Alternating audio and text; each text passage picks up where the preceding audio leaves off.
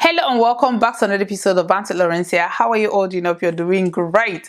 For today's episode, I want to discuss the disadvantages of traveling without proper due diligence. Now, Japa is a thing in Nigeria, in Africa, or even developing world because everybody is trying to get to a better place where they can get a better life, which there's nothing wrong with that.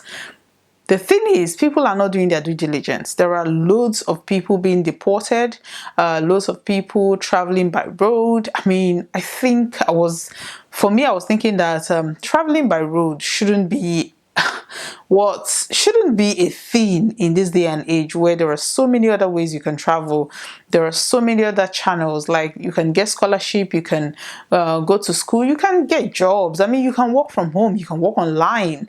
There are so many things that people do right now to make money. So if making money is one of the reasons why you're jackpot, which is 90% of the time, it is because there are better opportunities out there. There are just very few instances where people travel for security, people travel for better amenities, people travel for to have better medical facilities for their children or for themselves, or just to travel and explore the world. Those are like 10% of the time, but 90% of the time people travel to get better opportunities and help give better life to their children. One of the observations here is that people travel without doing proper due diligence, especially during this Canada routes, UK routes, US route, because especially Nigerians, if they are traveling, these are the three places that comes in mind: UK, Canada, America. Nobody is looking outside of these three countries because they've made it so popular that everybody thinks if it's not UK, US, Canada, then what's the need of you jackpotting? So there's this story online that surfaced online of a family of three who traveled to Canada. They traveled, the man was doing well in Nigeria, he had a very good job, he was okay, and then they woke up one day and decided, okay, we have to travel. We can afford to travel, so let's just travel, we can have better opportunities in Canada. They sold everything, processed their papers, and they traveled to Canada. Now, when they got there, as it's difficult as a single person, not to talk of having children, traveling with children, because somebody is going to sit down at home and take care of the kids. It's not like in Africa where you can ask your neighbor to take them to school and bring them back home, or your children will stay with your neighbor until you get back home. It doesn't work like that. So one person will have to stay at home and take care of the children, and then you have to get a bigger accommodation, because unlike in Africa, you can stay one room with 4-6 people in a room. In diaspora or in the developed world, you can't do that. A landlord will not rent to you unless maybe you're renting from a family member who knows your situation and then just want to help you.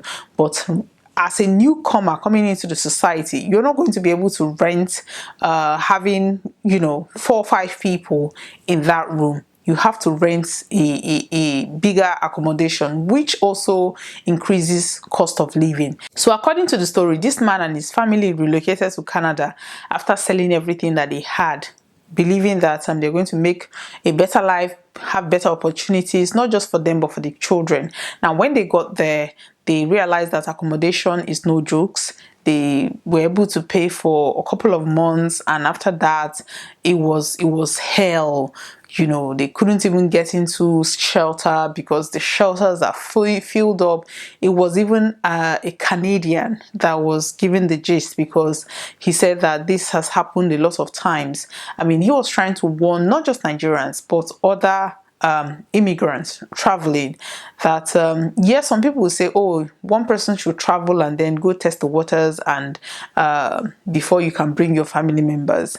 I have seen a whole lot of people who had traveled thinking, okay, maybe maximum a year I'm going to bring my family members.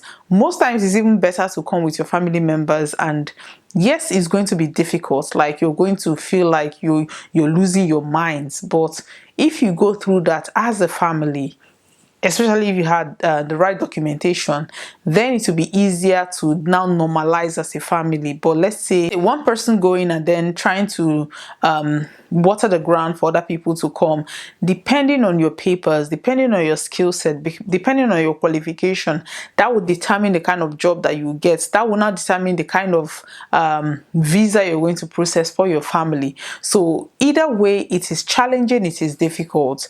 Now, the only thing I would say is anybody that is traveling, whether UK, US, Canada, because these are the three main places that people travel, do your due diligence. If you just wake up and for whatever reason you think, okay, I want to travel, sit down and think about, ask questions. First of all, ask questions. There must be somebody, like now a lot of people have traveled.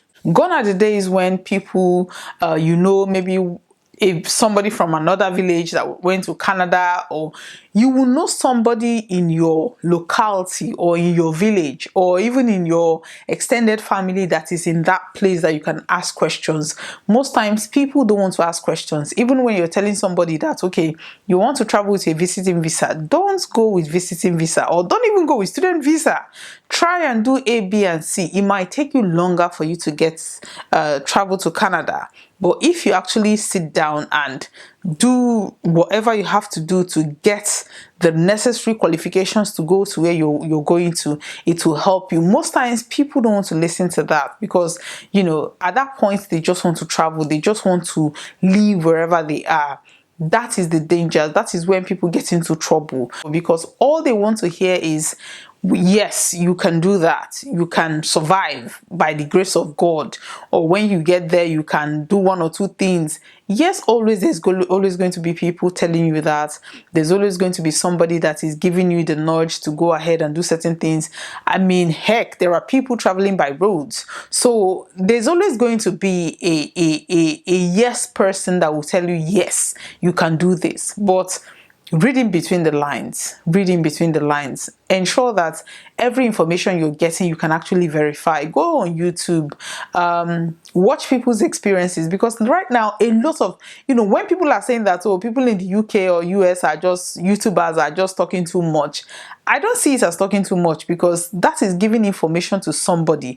But what happens is when people that have been there, experienced that, and then they are giving you their lessons, the lessons that they've learned, you'll be like, I am a chosen. God can do it for me.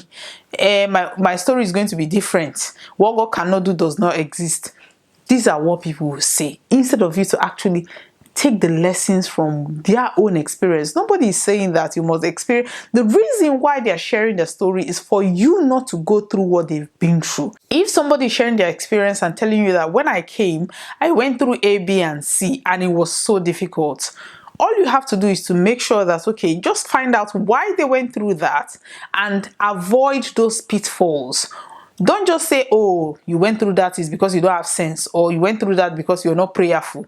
Me, I've gone to church and what God cannot do. My pastor have prayed for me, so that will not be my story. That will not be my portion. My dear, Nigerian God is in the Nigeria.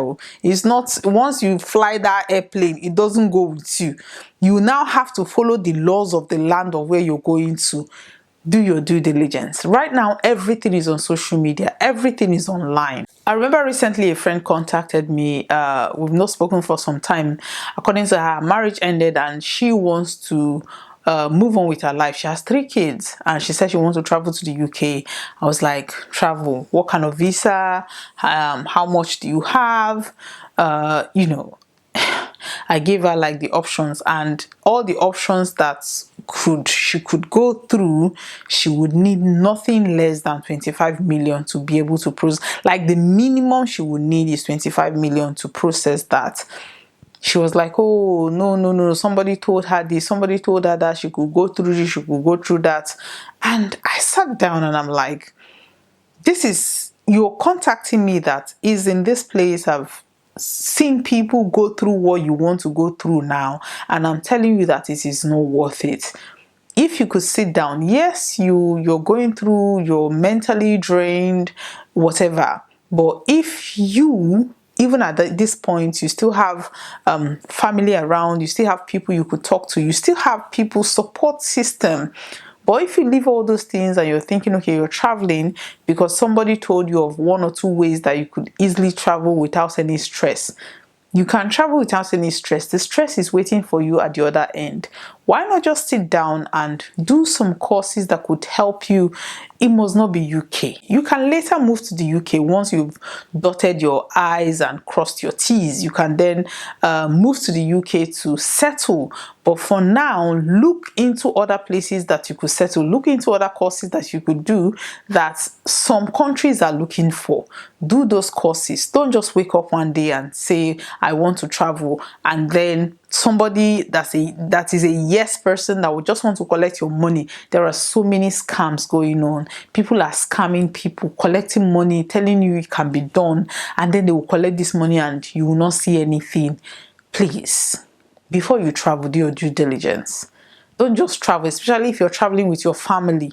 Don't come and say that the devil is after you or village people is after you. It's not village people. It's the fact that you're not doing your due diligence. It's the fact that you've not listened to advice. It's the fact that you're thinking your case will be different. There is a process, there is a system, and you have to go through that system. It's not like Nigeria that you will see a friend who has a friend who knows a governor, and then protocols are broken, and then you get.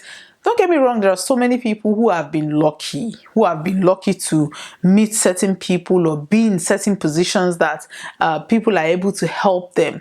That is different, but even at that, you have to be prepared. You have to have something to offer for that person to be able to recommend you and help you. So sit down before you want to travel, whether husband, whether wives, whether as a family. What do you have to offer? If you don't have anything to offer, if you're thinking, when I get there, I will sort it out, or more, you will see Shege Banza. Shege Pro Mass is what you're going to see. And at that point, don't start crying. Don't start being depressed. Just face it head on, because that is the life you have chosen.